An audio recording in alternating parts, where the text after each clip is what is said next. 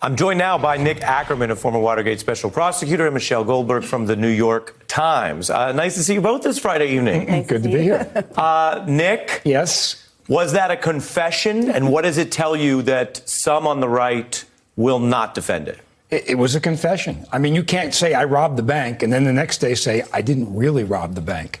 I mean, that just doesn't cut it. I also don't think that this was necessarily Mulvaney's doing.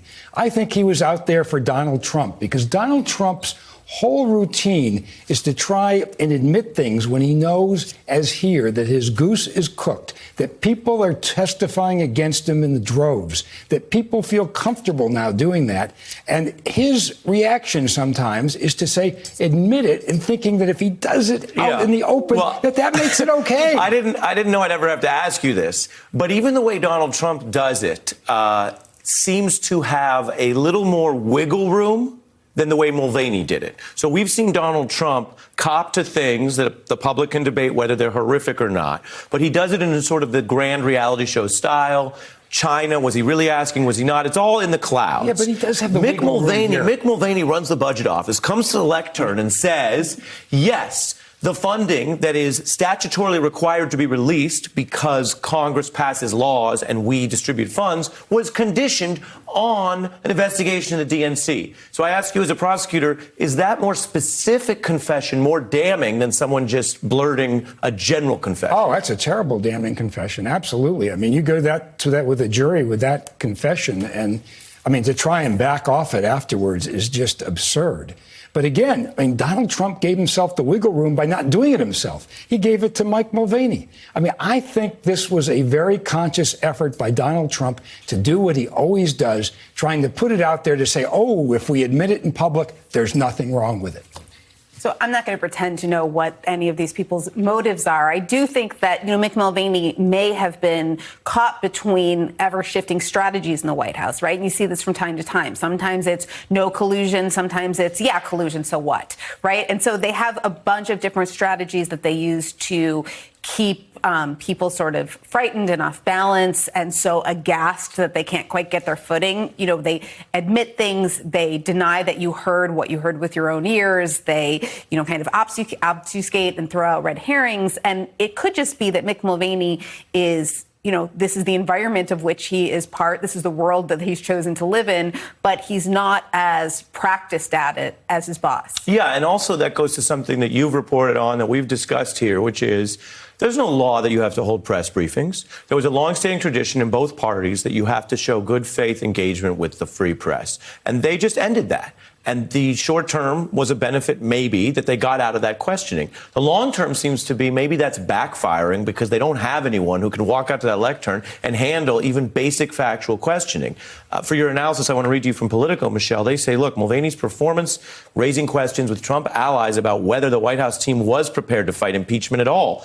Quote, there's growing concern whether its other advisors and the legal team is not coordinating and communicating with the rest of the team well enough. Well, I think this is part of the reason that we have this scandal now is because this administration has been, I've used this analogy before, like kind of like a game of Jenga, right? They've been hollowing themselves out, hollowing out American foreign policy from the beginning. So you had Rex Tillerson in the past saying Trump would always ask him to do illegal things, but he wouldn't do them. And there used to be people there who wouldn't do them. But everybody who had any sort of credibility or integrity or even kind of minimal competence at their job, like John Bolton, is gone now, right? So you're just left with people who can't handle this situation. Let's pause on that. You're making such an important point, and we've all kind of watched this revolving door, right? But you're saying that there were individuals, whatever their politics, who would say no to illegal orders. Don McGahn, famously. Corey Lewandowski, very controversial. I've called him out for lying on this show. But Bob Mueller found that Corey Lewandowski got an illegal order and refused to carry it out.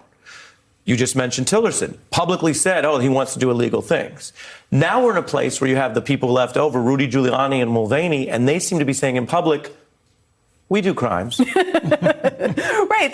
They do crimes, and they also sort of have no core competence about how to cover up those crimes. I mean, thank goodness that's the only saving grace of this whole, terrible situation for our country. But yeah, you have the people who used to be able to maybe coordinate a public response, who would handle any of the functions that you need for a White House facing an impeachment crisis.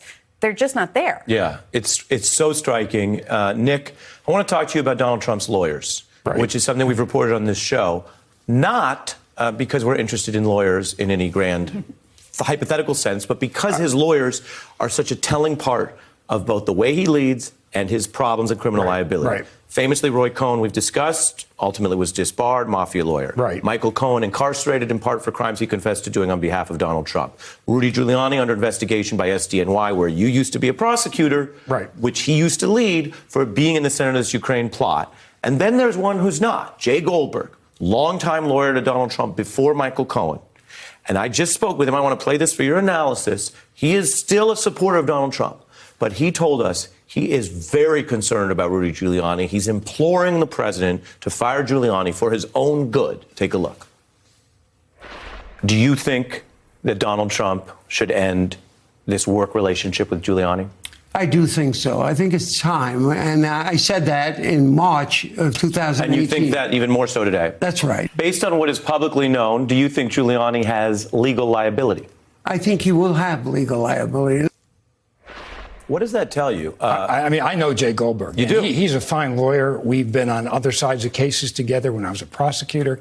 I respect Jay Goldberg totally. And if he says that he believes that Rudy Giuliani's got problems. I mean, I believe he's got problems, too, here. I mean, you've got him right in the middle of a Hobbs Act conspiracy for federal extortion. Corruption law, yeah. Right, and you've got him in a campaign violation, you've got him in bribery.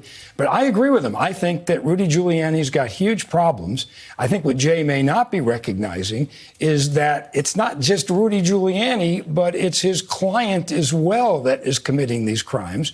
And that you've got two of them that are kind of symbiotic and work off of each other and are doing this stuff in tandem.